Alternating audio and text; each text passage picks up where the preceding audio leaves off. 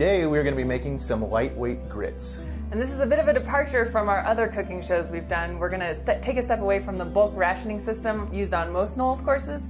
For lightweight cooking, we'll do a little more prep on the front end. We have some instant grits, a mix. It's equal parts almonds, cashews, and sunflower seeds. We're going to pre-mix our spices. We've got some pepper, salt, onion powder, and garlic powder. We also have Fritos. Fritos are a great way to add calories without adding a lot of weight. We also like them because they only contain corn oil and salt. We're going to have some bacon bits, some Parmesan cheese, and also some jalapenos to kick it up a notch. We're going to take all these ingredients and put them in the food processor and grind them up, and that'll give us a big bulk amount of food that we're then going to weigh out on a postal scale into our individual meals for the trip.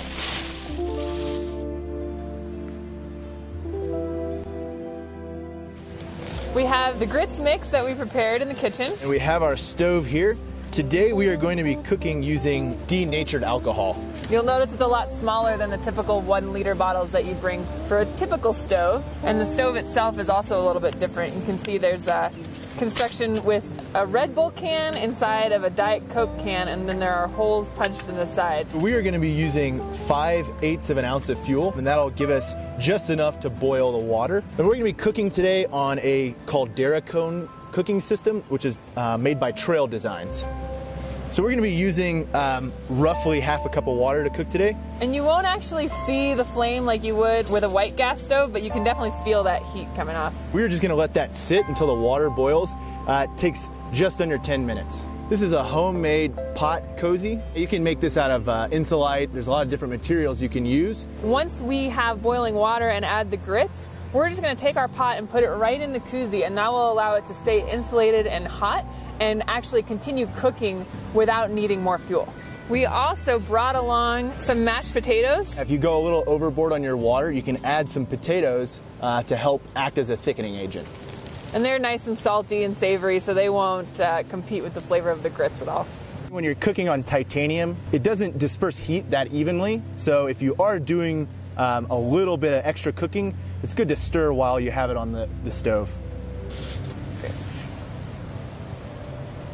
We're just going to let that sit and rehydrate for a couple minutes. With ultralight cooking, we're not actually cooking on the stove. We're primarily boiling water so that we can rehydrate our food. It's also one of the reasons why we use instant grits. Less cooking time, less fuel, and less weight. Dun, dun. Oh yeah. So this is about what we've got going on here. Perfect consistency.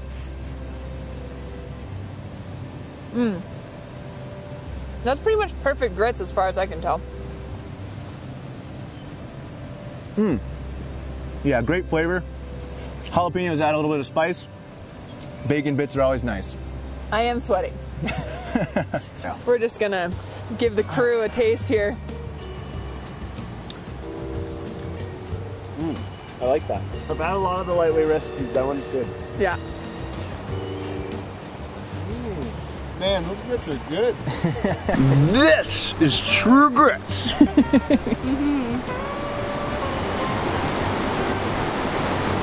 quite delicious. Spicy. I like it.